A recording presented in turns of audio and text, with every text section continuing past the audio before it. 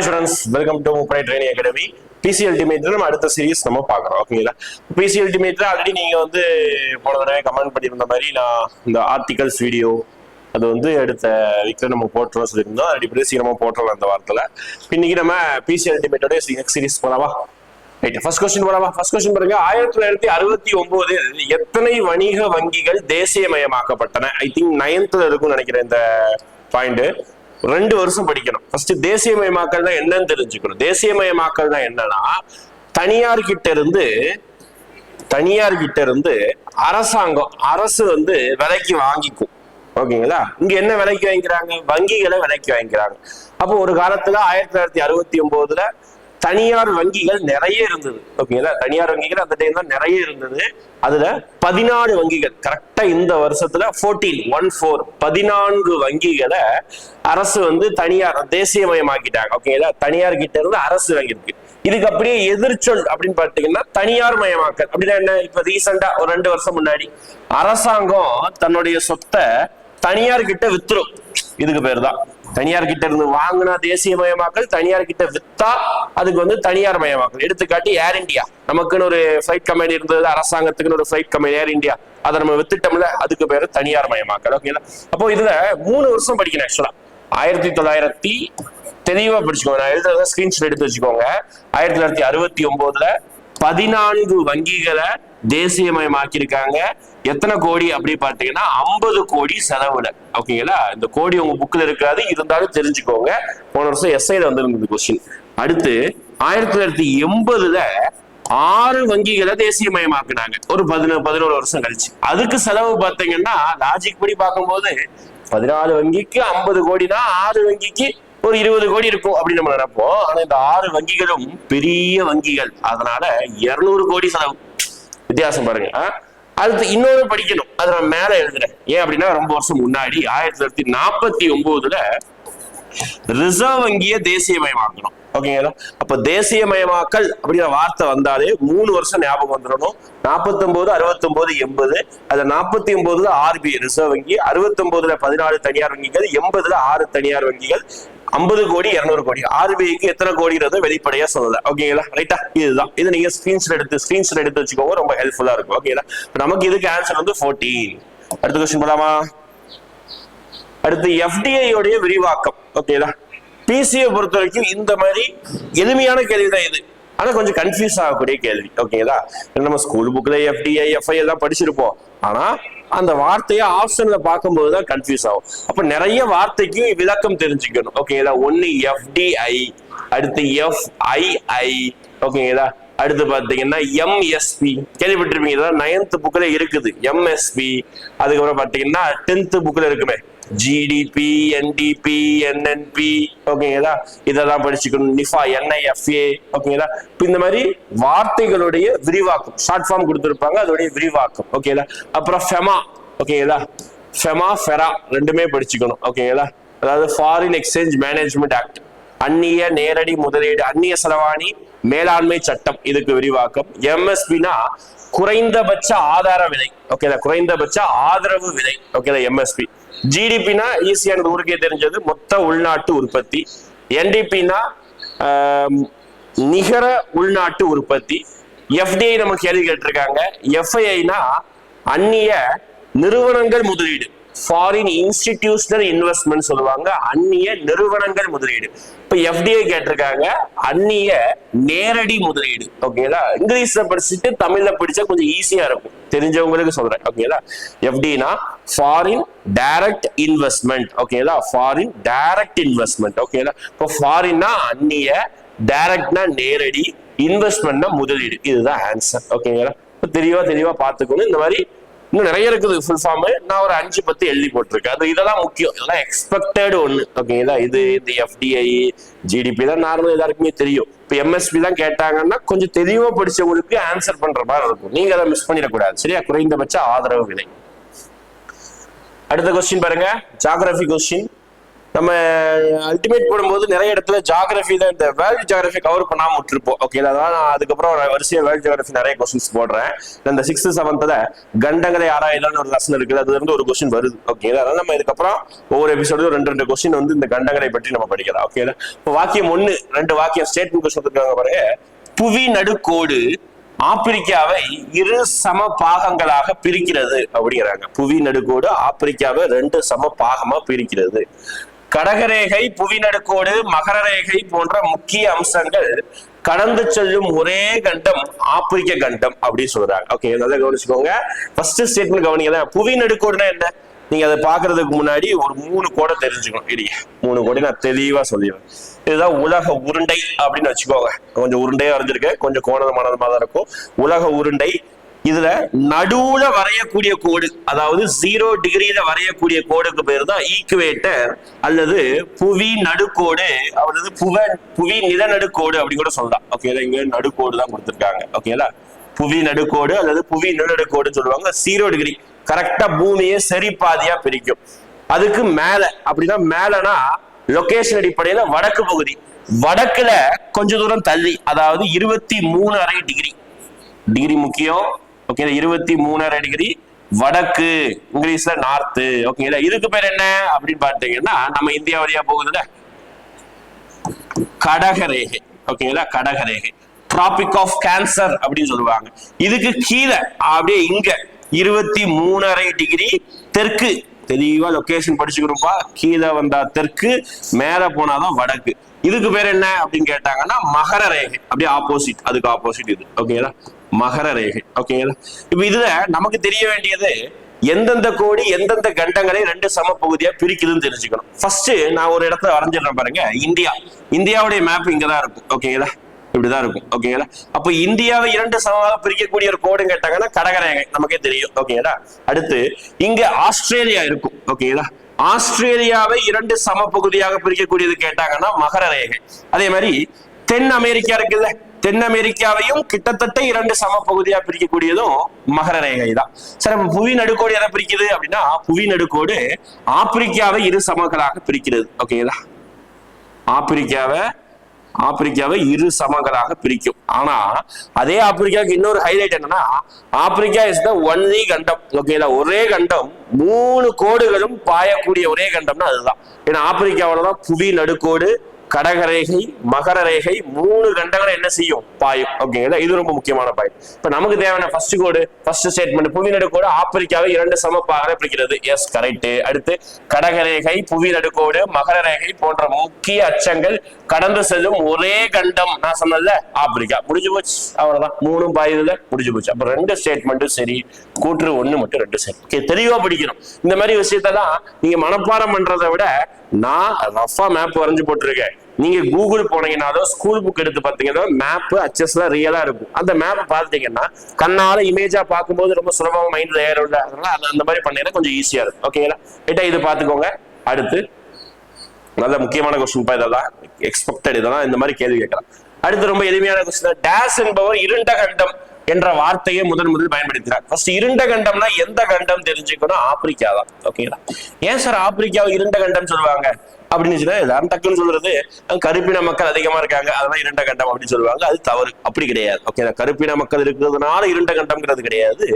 ஒரு காலத்துல பிரிட்டிஷ், அதாவது பிரிட்டிஷ் கிடையாது, ஐரோப்பியர்கள் கிட்டத்தட்ட இருக்கக்கூடிய எல்லா கண்டங்களையும் ஆராய்ச்சி செஞ்சு முடிச்சிட்டாங்க. ஆனா ஆப்பிரிக்கா கண்டத்தை மட்டும்தான் நிறைய ஆராய்ச்சி பண்ணாம இருந்தாங்க. அப்படி நிறைய ஆராய்ச்சி பண்ணாதனால அது குறித்த நிறைய இன்ஃபர்மேஷன் தெரியாமே இருந்தது. அதனால அது ஒரு டார்க் காண்டினென்ட் அப்படின்னு சொல்லிட்டு அதை சும்மா அரைச்சாங்க. அதனால அது காலப்போக்கில் அதுவே பேரை அமைஞ்சிடுச்சு, இருண்ட கண்டம் சொல்றாங்க. ஓகேங்களா, ஆப்பிரிக்கா. அப்ப அந்த பேரை முதல்ல பயன்படுத்தியது எம் ஸ்டான்லி அப்படின்னு சொல்லுவாங்க, புக்ல இருக்குது. ஓகேங்களா, எம் ஸ்டான்லி. ஓகே, பேர்கள் கேட்கலாம்ல. அடுத்து 8th புக்ல இருக்கக்கூடிய ஒரு லெசன், முதல் லெசன் ஐரோப்பியர் வருகை டாபிக்ல இருக்கும். பிரிட்டிஷ்காரன் ஐரோப்பியர்கள் எல்லாருமே இந்தியாவுக்குள்ள வந்ததுக்கு அப்புறம் எந்தெந்த பகுதியை கைப்பற்றினாங்க, எந்தெந்த பகுதியில தன்னுடைய கோட்டைகளை கட்டினார்கள் அப்படின்னு கேட்பாங்க. அதுல கிட்டத்தட்ட மொத்தம் 6 கோட்டைகள் நினைக்கிறேன், 6 7 கோட்டைகள் வரும். அந்த 6 கோட்டைகளும் கோட்டையுடைய பெயர் என்ன, அது எங்க கட்டப்பட்டுள்ளது, முடிஞ்சா யாரு கட்டினாங்க அதையும் பார்த்து வச்சுக்கோங்க. சரியா? மொத்தம் 3 விஷயத்த பார்க்க போறோம். ஓகே, இப்ப நான் கோட்டை எங்க கட்டினாங்கிறதா மேட்ச் ஃபாலோயிங். ஃபர்ஸ்ட் புனித லூயிஸ் கோட்டை. புனித லூயிஸ் கோட்டை எங்க இருக்கு? பாண்டிச்சேரியில இருக்குது. ஓகேங்களா? பாண்டிச்சேரியில இருக்குது 4. அடுத்து புனித பிரான்சிஸ் ஆலயம். நல்லா கவனிச்சுக்க, இது மட்டும் கோட்டை கிடையாது, இது மட்டும் சர்ச்சு.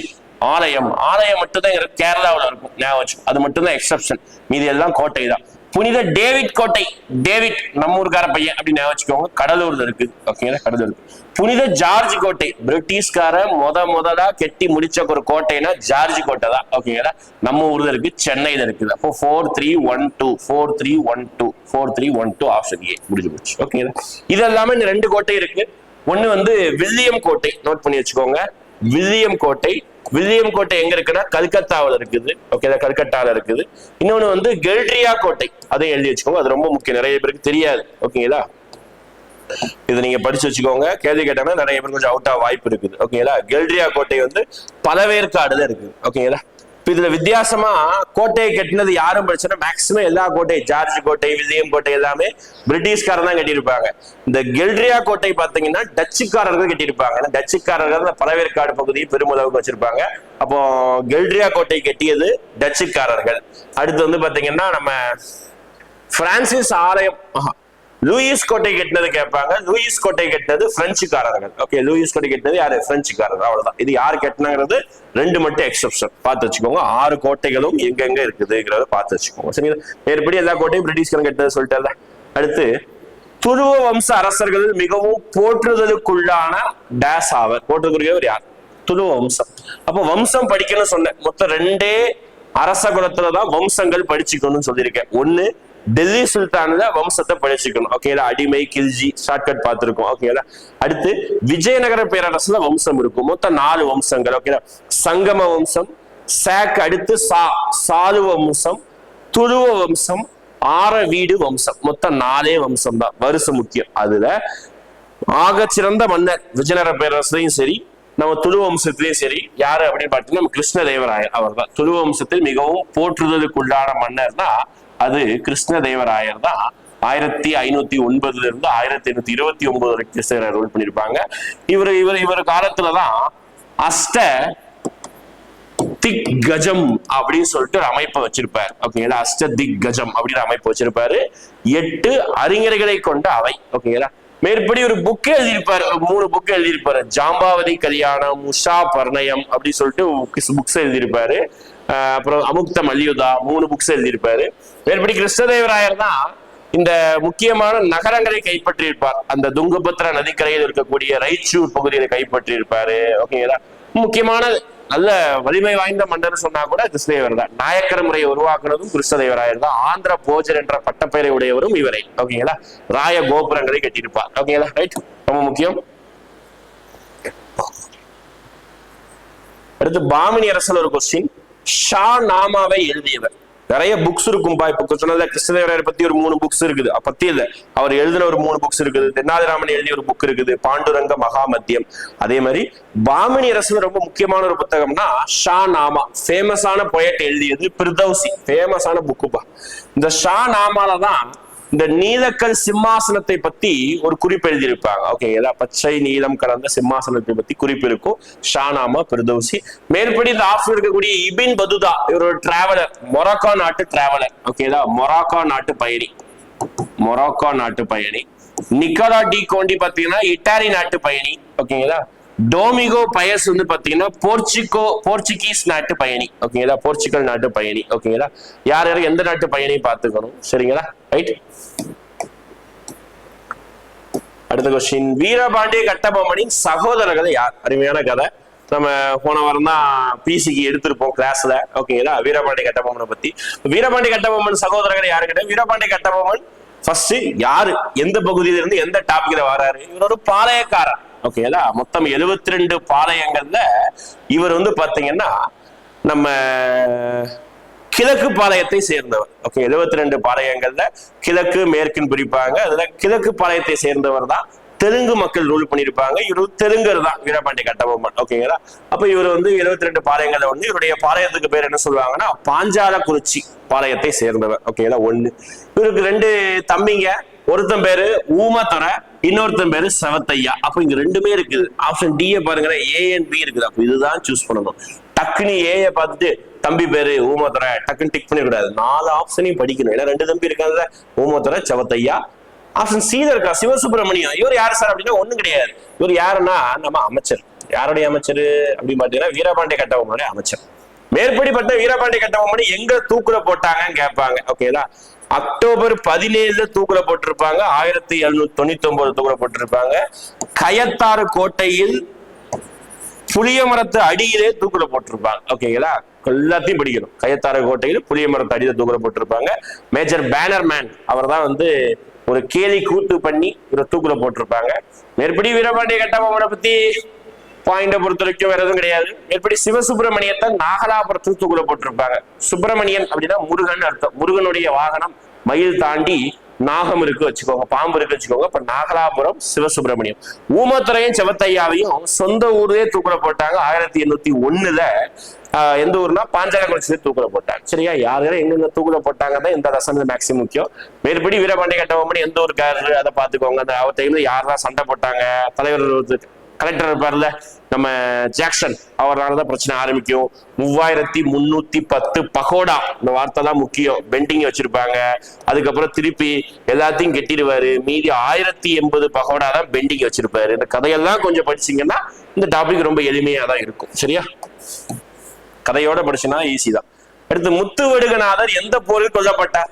யாரு முத்துவடுகநாதர் சார்? என்ன எப்படி சொல்லிட்டீங்க? நம்ம புலித்தேவர் படிச்சிருக்கோம், கட்டபொம்மனை பத்தி படிச்சிருக்கோம், மருது பாண்டியரை பத்தி படிச்சிருக்கோம், வேல்நாச்சியரை பத்தி தீரஞ்சனம். எங்கேயுமே ஹெட்டிங் போட்டு நம்ம முத்துவடுகநாதர் படிக்கலையே. ஹெட்டிங் போட்டு படிச்சிருக்க மாட்டோம். ஆனா நம்ம அம்மா வீரமங்கை வேல்நாச்சியார் இருக்காங்கல்ல, வேல்நாச்சியாருடைய கணவர் பெயர் தான் என்ன, யாரு? முத்துவடுகநாதர். அப்ப இவர் எந்த நாட்டுடைய அரசர் அப்படிப்பட்ட? இவர் சிவகங்கையுடைய அரசர் கேட்பாங்க. இவர் சிவகங்கையின் அரசர். நம்ம வேல்நாச்சியருடைய கணவர், வேல்நாச்சியருடைய அப்பா இருப்பாங்க ராஜா செல்லமுத்து சேதுபதி. அவங்க வந்து பாத்தீங்கன்னா நம்ம ராமநாதபுரம் அரசர். இவர் சிவகங்கை நாட்டுடைய அரசர். இவர் வந்து ஒரு போர்ல கொன்றுவாங்க. ஓகேங்களா, இந்த போர்ல கொல்லுவாங்க.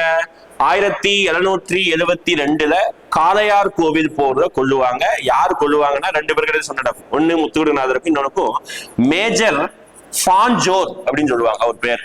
ஓகேங்களா, மேஜரா லெப்டினன்ட் நினைக்கிறேன். ஓகேங்களா, மேஜர் அது எழுத வேணா, கர்னல் நினைக்கிறேன். ஃபான்ஜோர். ஓகேங்களா, ஃபான்ஜோர் இவர் தான். 2 பேருக்கு இடையே தான் ஃபைட் நடக்கும். அதுல முத்துவடுகநாதர் கொல்லப்படுவார். அதுக்கப்புறம் இந்த அம்மா வேல்நாச்சியர் வந்து திண்டுக்கல் விருப்பாச்சி நாயக்கர், அதான் மனைவி, திண்டுக்கல் விருப்பாச்சி நாயக்கருடைய தயவுல அங்க ஒரு 8 வருஷம் இருப்பாங்க.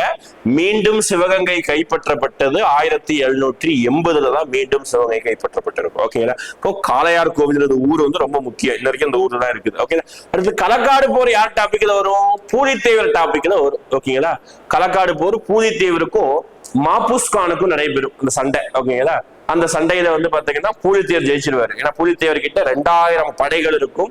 நம்ம மாபுஸ்கான் கிட்ட வெறும் 1600 படைகள் தான் இருக்கும். சரிங்களா, ரைட். அடுத்து ஜியோகிராஃபில இயற்கை எரிவாயு நிறுவனத்தின் தலைமையிடம் எங்க இருக்கு? இயற்கை எரிவாயுனா gas authority of India limited அப்படின்னு சொல்லுவாங்க, கெயில் அப்படின்னு சொல்லுவாங்க. நிறைய இடத்துல பார்த்துருப்பீங்க. நம்ம கேஸ் எல்லாம் உற்பத்தி பண்ணக்கூடிய ஒரு அரசாங்க நிறுவனம் தான் இந்த இயற்கை எரிவாயு நிறுவனம். ஆக்சுவலா இந்த நிறைய நிறுவனங்களுடைய ஹெட் குவார்டர்ஸ், நான் 2 கொஸ்டின் வச்சிருக்கேன். நிறைய நிறுவனங்களுடைய ஹெட் குவார்டர்ஸ் எங்கன்னு சொல்லிட்டு 10th புக்ல 3வது 4வது லெசன்ல அங்கங்க பாக்ஸ் போட்டு கொடுத்துருப்பாங்க.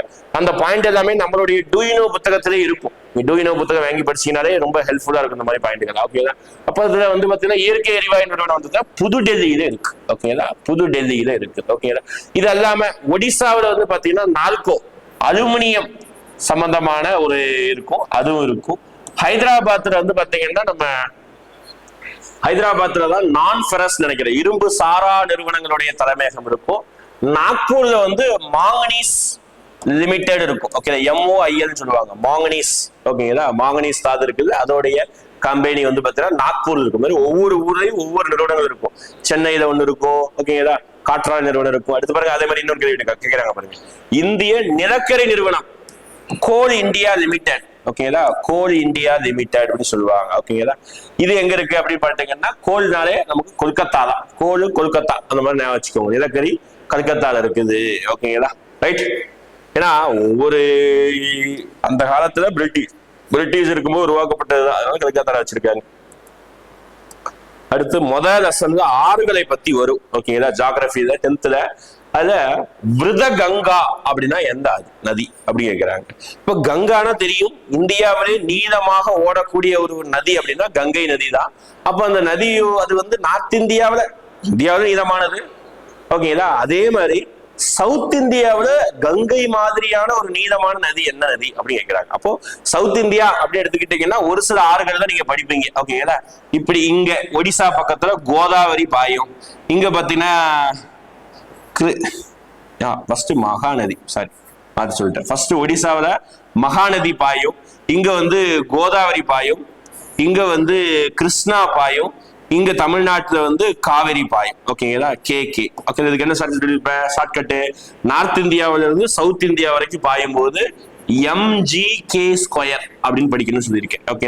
மேல இருந்து கீழே mgk², மகாநதி, கோதாவரி, கிருஷ்ணா, காவிரி, அதுதான் mgk², ஓகேங்களா. இங்க 2 நதி, நர்மதா, தப்தி, அவ்வளவுதான். இவ்வளவுதான் சவுத் இந்தியாவை பொறுத்த வரைக்கும் நதிகள். இதுல எந்த நதி கொஞ்சம் நீளமான நதினா, நான் மகாநதி நீளமா அரைஞ்சிட்டேன், ஆனா இதுதான் நீளமான நதி, கோதாவரி தான் நீளமான நதி.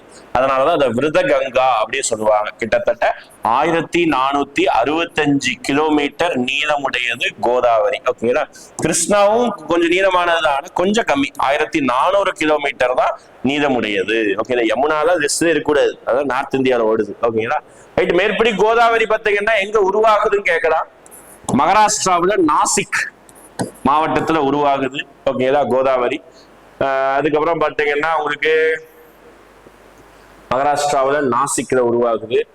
அதுக்கப்புறம் கோதாவரியோடைய துணை நதிகள் கேட்பாங்க, பிரணீதா, அதுக்கப்புறம் பார்த்தீங்கன்னா உங்களுக்கு இந்திராவதி, இதெல்லாம் வந்து பார்த்தீங்கன்னா கோதாவரியோடைய துணை நதிகள், ரைட். விருத கங்காங்கிறது கொஞ்சம் நீளமான நதினால அதை சொல்றாங்க. அடுத்து பொருந்தாததை தேர்ந்தெடு, ஆட் ஒன் அவுட். இது 4ல எது வித்தியாசமானது, அவங்களே க்ளூவும் கொடுத்துட்டாங்க. இமயமலை ஆறுகளை விட வித்தியாசமானது எது பார்க்கலாமா. சிந்து நதி எங்கதான் உற்பத்தி ஆகுது, இமயமலை நம்மளுடைய திபெத் பகுதியில உற்பத்தியாகி ஜம்மு காஷ்மீர் வழியா அப்படியே பாகிஸ்தான்ல தான் பாயுது. கங்கை எங்க உருவாகுது, அதே திபெத்ல கங்கோதிரி இது உருவாகி அப்படியே பாகிரதின்னு சொல்லிட்டு பேரை வச்சுக்கிட்டு கங்கை நதி ஓடுது. கங்கை நதி 25 ஷார்ட்கட் பாருங்க, ஈஸியா இருக்கும், கிலோமீட்டர் இதோட நீளம். பிரம்மபுத்திரா அதுவும் அங்கேதான் உருவாகுது, ஆனா இந்த சைடு இப்படி வரும், ஓகேங்களா. பிரம்மபுத்திரா 2900 கிலோமீட்டர் நீளம் உடையது, ஓகேங்களா. ஏன்னா பாதிதான் இந்தியாவில ஓடும். அடுத்து காவிரி தான் இதுல ஆட் ஒன் அவுட். ஏன்னா இது எல்லாமே இமயமலையில உருவாகுது, காவிரி மட்டும்தான் நம்ம மேற்கு தொடர்ச்சி மலையில உருவாகுது, சவுத் இந்தியாவில ஓடக்கூடிய ஆறு, ஓகேங்களா. ரைட்டா, வித்தியாசமான ஒண்ணு. அடுத்து லோக்சபாவிற்கு இணையான அதிகாரத்தை ராஜ்யசபா பெற்றிருப்பது, எந்த இடத்துல, இந்த 4 கண்டிஷன்ல எந்த கண்டிஷன்ல லோக்சபா ஈக்குவல் டு ராஜ்யசபா அப்படி கேட்கிறாங்க. அதாவது தமிழ்ல சொல்லணும்னா மக்களவை ஈக்குவல் டு மாநிலங்களவை அப்படின்னு கேட்கிறாங்க. எந்த இடத்துல, ஏன்னா எல்லாத்துக்கும் ஈக்குவல் பவர் கிடையாது, ஓகேங்களா. ஒரு சில இடத்துல மக்களவைக்கு பவர் அதிகம், ஒரு சில இடத்துல மாநிலங்களவைக்கு பவர் அதிகம், ஓகேங்களா.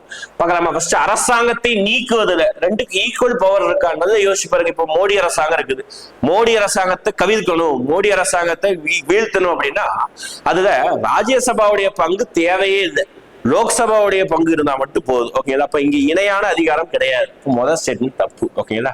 அடுத்து அரசியலமைப்பை திருத்துவதுல, அரசியலமைப்பை திருத்துவதுன்னா என்ன சொல்லுவாங்க, அமெண்ட்மெண்ட் சொல்லுவாங்க. அவங்களுடைய நிறைய அமெண்ட்மெண்ட், உதாரணத்துக்கு ஜிஎஸ்டி ஒரு அமெண்ட்மெண்ட், 101வது அமெண்ட்மெண்ட், இந்த மாதிரி ஏதாவது திருத்தணும்னா நான் சொல்லியிருக்கேன், லோக்சபாவில பாஸ் பண்ணணும் அந்த பில்ல, மக்களவையில பாஸ் பண்ணி திருப்பி மாநிலங்களவை கொண்டு போகணும், இல்லையா மாநிலங்களவையில இருந்து மக்களவை கொண்டு போயிட்டு குடியரசுத் தலைவர் ஒப்புதல் போகணும். இங்க 2 இடத்துலயும் பர்மிஷன் வாங்கினாலும் திருத்த முடியும். அப்ப இங்க இணையான அதிகாரம் இருக்குது. இப்போதைக்கு இதை ஆன்சரா வச்சுக்கலாம், மீதி 2ஐயும் வாசிக்கலாம். புதிய அகில இந்திய பணிகள், அகில இந்திய பணிகள்னா என்னது, ஐஏஎஸ் ஐபிஎஸ் இருக்குல்ல, அந்த மாதிரி பதவிகளை உருவாக்கணும்னா அதுக்கு யாருக்கு அதிகாரம், 2 பேருக்கு இருக்கா, கிடையாது. ராஜ்யசபா மட்டும் நினைச்சா, மாநிலங்களவை மட்டும் நினைச்சிருந்தா இந்த புதிய அகில இந்திய பணியை உருவாக்கலாம். இப்ப இங்க ஈக்குவல் பவர் கிடையாது, இதுவும் தப்பு. வெட்டு தீர்மானம் அப்படின்னு சொல்லுவாங்க, கட் மோஷன் அப்படின்னு சொல்லுவாங்க. பட்ஜெட்ல ஏதாவது ஒரு துறைக்கு ஒரு ரூபாயை ஒதுக்கி இருந்தாங்கன்னா அந்த ரூபாயை குறைப்பதற்குரிய அதிகாரம் மக்களவைக்கு மட்டும்தான் இருக்குது, லோக்சபாக்கு மட்டும்தான் இருக்குது. அப்ப இங்கேயும் ஈக்குவல் பவர் கிடையாது. அப்ப ஆன்சர் அரசியலமைப்பு திருத்துவதுதான், ஓகேங்களா. கொஞ்சம் தெளிவான கொஸ்டின், கொஞ்சம் நல்ல ரிலாக்ஸா அது வாசிச்சா மட்டும்தான் புரியும் இது, ஓகேங்களா. 10th புக்ல இருக்குன்னு நினைக்கிறேன் இது, இந்த பாயிண்ட். அடுத்து பாருங்க, ஆல்ரெடி நம்ம 2 வீடியோக்கு முன்னாடியே லோக்சபா ராஜ்யசபா விளக்கம் சொல்லி கொடுத்துட்டேன், சரிங்களா? அடுத்து இந்திய அரசியலமைப்பு எந்த பிரிவு ஆர்டிகல், அதுதான் நான் சொல்லிடுறேன், ஆர்டிகல் கிளாஸ் போடுறேன்னு சொல்லிட்டேன். நிதிநிலை அறிக்கையை பத்தி பேசுது. நிதிநிலை அறிக்கைன்னா என்ன? பட்ஜெட்டை பத்தி எந்த ஆர்டிகல் பேசுது அப்படி சொன்னாங்க. நான் சொல்லியிருக்கிறத நிறைய ஆர்டிகல் படிக்கணும். எண்ணி பார்த்தீங்கன்னா ஒரு 40 ஆர்டிகல் படிச்சா கூட போதும், புக்ல இருக்கக்கூடியது. அதை பார்க்கும்போது அரசியலமைப்பு பிரிவு 110 என்னன்னா பண மசோதாவை பத்தி பேசுது, ஓகேங்களா? பட்ஜெட்டை பத்தி பேசக்கூடியதுன்னா அரசியலமைப்பு பிரிவு 112, ஓகேங்களா? ஆர்டிகல் 112 அதுதான் பாத்தீங்கன்னா இதை பத்தி பேசுது, ஓகேங்களா? ரைட். அடுத்து இந்திய பாராளுமன்றம் எந்த நாட்டின் பாராளுமன்ற அரசை போன்றது அப்படிங்கிறாங்க. நம்மளுடைய இந்தியாவுடைய அரசமைப்புல நிறைய விஷயத்த வெளிநாட்டில இருந்து கடன் வாங்கியிருப்போம், அங்க இருந்து பாரோ பண்ணிருப்போம். அப்படி என்னெல்லாம் கடன் வாங்கியிருப்போம் அப்படின்னு பாத்தீங்கன்னா, உதாரணத்துக்கு நம்ம அடிப்படை உரிமைகளை அமெரிக்காவில இருந்து கடன் வாங்கியிருப்போம், ஓகேங்களா? அரசு நெறிமுறைப்படுத்தும் கோட்பாடுகளை அயர்லாந்துல இருந்து கடன் வாங்கியிருப்போம், ஓகேங்களா? இந்த மாதிரி நிறைய விஷயத்த ஒவ்வொரு நாட்டிலும் கடன் வாங்கியிருப்போம். நம்மளுடைய பாராளுமன்ற சிஸ்டம்ங்கிறது வந்து பாத்தீங்கன்னா பிரிட்டன் மாதிரியே இருக்கும். பிரிட்டன்னா இங்கிலாந்து மாதிரியே இருக்கும் நம்ம ஏன்னா செஸ்ல அவங்க தான் நம்மள ரூல் பண்ணாங்க, அவங்க மாடல் தான் நம்ம எடுத்துக்கிட்டோம். அதனால பிரிட்டன் நாடாளுமன்றத்தை போன்றதுதான், ஓகேங்களா? அடுத்து மாநிலங்கள் மொழி வாரியாக எந்த ஆண்டு திருத்தி அமைக்கப்பட்டது? ரொம்ப முக்கியமான ஒரு கொஸ்டின், அத படிக்கக்கூடிய ஒரு கொஸ்டின். ஆக்சுவலா இந்தியாவுக்கு 1947 விடுதலை கிடைத்தது. 1950 நம்ம அரசியலமைப்பை ஏற்றுக்கொண்டு நடைமுறைக்கு கொண்டு வந்துட்டோம். 50 ஏற்றுக்கொள்ள நடைமுறைக்கு கொண்டு வந்துட்டோம். அப்போ 50 பிரிட்டிஷ்காரன் எப்படி மாநிலங்களை பிரிச்சு வச்சிருந்தானோ அதே மாதிரிதான் இருந்தது. ஆக்சுவலா தொடக்கத்துல வெறும் 14 மாநிலங்கள் மட்டும்தான் இருந்தது.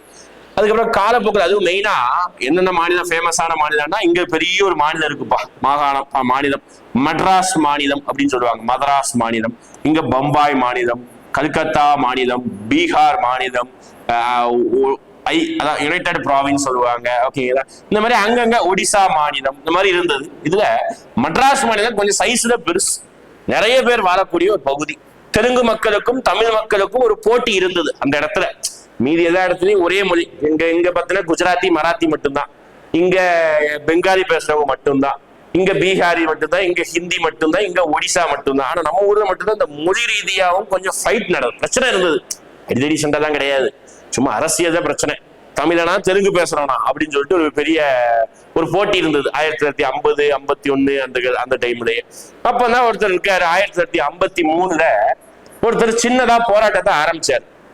ஆனா அந்த போராட்டம் ரொம்ப பெருசா போயிடுச்சு, ஓகேங்களா? 1953 நம்ம பொட்டி ஸ்ரீ ராமுலு அவர் பெயர், ஓகேங்களா? அப்போ மட்ராஸ் மாகாணத்துல இருந்து தெலுங்கு பேசக்கூடிய மக்களுக்கு மட்டும் தனியா ஒரு மாநிலத்தை பிரிச்சு கொடுங்க அப்படின்னு சொல்லிட்டு போராட்டம் பண்ணாரு. அப்போ அரசாங்கம் செவி சாய்க்கிறோட உண்ணாவிரத போராட்டமா மாத்துறாரு. சாகும் வரை உண்ணாவிரத போராட்டம். ஏன்னா அவர் காந்தியவாதி, காந்தி இப்படித்தானே பண்ணிட்டு இருந்தாரு, அதனால அவரும் பண்ணுவாரு. அப்போ ஃபைனலா ஒரு 50 நாட்கள் மேல 53 58 நாட்களோ உண்ணாவிரதம் இருப்பாரு. உண்ணாவிரதம் செத்து போயிட்டாரு, சாப்பிடாம இருந்து, ஓகேங்களா? அதனால அந்த ஏரியால பெரிய கலவரம் ஆயிடுச்சு, ஓகேங்களா? பெரிய கலவரம் ஆயிடுச்சு. அதனால வேற வழி இல்லாம தெலுங்கு பேசக்கூடிய மக்களுக்கு ஆந்திராவை தனியா பிரிச்சு கொடுத்துட்டாங்க அந்த வருஷமே, ஓகேங்களா? அப்போ லாஜிக்கா யோசிச்சு பாரு, அவங்க கேட்டா நாளைக்கு குஜராத்தி பேசுறவங்க கேட்காம இருப்பானா, மலையாளி பேசுறவங்க கேட்காம இருப்பானா, கர்நாடகா பேசுறவங்க கேட்காம இருப்பானா, ஒவ்வொருத்தரும் கேட்கதான் செய்வான். அதனால வேற வழி இல்லாம மாநில மறுசீரமைப்பு சட்டம் அப்படின்னு சொல்லிட்டு ஒரு சட்டத்தை கொண்டு வந்து 1956 இருந்து 53 உண்ணாவிரத போராட்டம், அடுத்த 2 வருஷத்துக்கு கமிட்டி போட்டு ஆராய்ச்சி பண்ணிருப்பாங்க. 56 இது எல்லாத்தையும் பிரிக்கிறாங்க, ஓகேங்களா? அதுல வந்து பாத்தீங்கன்னா இந்த ஆண்டுதான் மாநிலங்கள் மொழி வாரியாக பிரிக்கப்பட்டது. அப்பதான் தமிழ்நாடு தமிழ் பேசக்கூடிய மக்களுக்கு, கேரளா மலையாளம் பேசக்கூடியவர்களுக்கு, ஆந்திரா தெலுங்கு பேசக்கூடியவர்களுக்கு, கர்நாடகா இந்த மாதிரி எல்லாம் மாத்துறதே அந்த டைம் தான். 56 ரொம்ப முக்கியம், ஓகேங்களா? அப்பதான் நவம்பர் 1ஆம் தேதி தான் தமிழ்நாடு உருவாக்கப்பட்டது. சென்னை மாநகராட்சி எந்த ஆண்டு உருவாக்கப்பட்டது? ரொம்ப முக்கியமானது. இந்தியாவின் முதல் மாநகராட்சி சென்னை மாநகராட்சி தான், ஓகேங்களா? 1688 தான் இந்தியாவின் முதல் மாநகராட்சி உருவாக்கப்பட்டது. அதே மாதிரி முதல் நகராட்சி எதுன்னு கேட்பாங்க, வாலாஜாபேட்டை, ஓகேங்களா? அதுதான் முதல் நகராட்சி, ஓகேங்களா? அடுத்த 2 கொஸ்டின் தான். உள்ளாட்சி தேர்தல்களை எந்த தேர்தல் ஆணையம் நடத்துகிறது அப்படின்னு கேட்கிறாங்க. மாநில தேர்தல் ஆணையம் தான் நடத்தும், ஓகேங்களா? மொத்தம் 2 விதமான தேர்தல் ஆணையம். ஒண்ணு தேர்தல் ஆணையம், அதாவது மத்திய தேர்தல் ஆணையம், ஓகேங்களா? அது வந்து எம்எல்ஏ எலெக்ஷனையும் எம்பி எலெக்ஷனையும் நடத்தும். இது இல்லாம துணை குடியரசு நடத்தும். மாநில தேர்தல் ஆணையம் வந்து பாத்தீங்கன்னா உள்ளாட்சி தேர்தலை மட்டும்தான் நடத்தும், வேற எதுவும் நடத்தாது. நிறைய பேரு எம்எல்ஏ தேர்தலை அவங்க நடத்துறாங்கன்னு நினைச்சுக்குவாங்க, தப்பு, ஓகேங்களா? உள்ளாட்சி தேர்தலை மட்டும்தான் நடத்துது. மாநில தேர்தல் ஆணையம். சரிங்களா? லாஸ்ட் கொஸ்டின் பாருங்க. இந்திய நகராட்சி நிர்வாகங்களில் வரலாற்றிலேயே குழாய் மூலம் குடிநீர் விநியோகம் திட்டத்தை முதல்ல கொண்டு வந்தது. அதாவது பைப்பு கனெக்ஷன் மூலமா குடிக்க தண்ணியை ஒவ்வொரு வீட்டுக்குமே கொண்டு வந்த ஸ்கீம் யாருடையது அப்படின்னு கேட்கிறாங்க. பெரியார் தான் அதை கொண்டு வந்தார். தமிழ்நாட்டிலையும் சரி இந்திய வரலாற்றிலேயே சொல்றாங்க பாருங்க. ஆக்சுவலா இவர் வந்து 1917 100 வருஷம் முன்னாடி ஈரோடு, அவர் சொந்த ஊரா தானே, ஈரோடுல நகராட்சியுடைய தலைவரா இருந்தார். அப்போ சிட்டிக்குள்ள நகராட்சி லிமிட்டுக்குள்ள குழாய் மூலமா குடித நீரை கொடுத்திருக்காங்க. ஒரு பெரிய விஷயம். 10th புக்ல இந்த பெரியாரை பத்தி ஒரு லெசன் வரும்ல, சுயமரியாதை இயக்கம், அப்புறம் அவருடைய பத்திரிகைகள், அதெல்லாம் அதுக்கு முன்னாடியே இருக்கும். ஓகே, எப்படி பெரியாரை பொறுத்திருக்கோம் 1925 முக்கியமான முன்னெடுப்புனா சுயமரியாதை இயக்கம். சுயமரியாதை இயக்கத்துடைய நாளிதழ் தான் குடியரசு நாளிதழ் அப்படின்னு சொல்லுவோம். ஓகேங்களா? இதுதான். ஓகேங்களா? ரைட். அவ்வளவுதான். ஓகே, இப்போ 20 கொஸ்டின் இந்த பிசி அல்டிமேட்ல முடிச்சிருக்கோம். நீ கமெண்ட் பண்ண வேண்டிய கொஸ்டினை வந்து கொடுக்கல. ஓகேங்களா? அந்த கொஸ்டின் இதனால கொடுக்கல, அடுத்த இது இருந்து கொடுத்துக்கலாம், ஒன்றும் பிரச்சனை இல்லை. 5 கேள்வி கேட்கிறேன். அந்த 5 கேள்விக்கு நீங்க என்ன பண்ணிருக்க, கமெண்ட் பண்ணிருங்க. ஓகேங்களா? முதல் கேள்வி, நம்ம வீரபாண்டிய கட்டபொம்மன் எந்த ஊரு பாளையக்காரர், அவர் எங்க தூக்குல போட்டாங்க, கமெண்ட் பண்ணுங்க. ஒரு கொஸ்டின். அடுத்து 2வது கொஸ்டின், கிருஷ்ணா நதி இருக்குல்ல, கிருஷ்ணா நதியுடைய நீளம் எவ்வளவுன்னு சொன்னேன், அதை கமெண்ட் பண்ணுங்க. சொல்லியிருந்தேன் வீடியோலயே, அதை கமெண்ட் பண்ணுங்க. ஆன்சர் தெரியுதுன்னா கொஞ்சம் ரிவைண்ட் பண்ணி பாருங்க அந்த கொஸ்டின் தான். ஓகேதா? அடுத்து 3வது கொஸ்டின் பார்த்துக்கிட்டீங்கன்னா, 3வது கொஸ்டின், எம்எஸ்பி அதோடைய விரிவாக்கம் என்ன சொல்லுங்க. ஓகேதா? எம்எஸ்பி அதோடைய விரிவாக்கம் என்னங்கிறத சொல்லுங்க. 4வது கொஸ்டின், MOIL மாங்கனீசு தாது லிமிடெட் அப்படின்னு ஒரு கம்பெனி இருக்குல்ல, அது எந்த ஊர்ல அதோட ஹெட் குவார்டர்ஸ் இருக்குங்கிறத கமெண்ட் பண்ணுங்க. 5வது கொஸ்டின், ஷா நாமா என்ற புத்தகத்தை எழுதியவர் யார், ஒரு கொஸ்டினாவே எடுத்திருந்தத அந்த கொஸ்டினை கமெண்ட் பண்ணுங்க. அடுத்த வீடியோல வந்து சந்திக்கிறேன். ஓகே, இந்த வர சூப்பர் சீரியஸும் வரும், பாத்துக்கோங்க. என்னுடைய சமூக அறிவியல் வரும். தேங்க்யூ.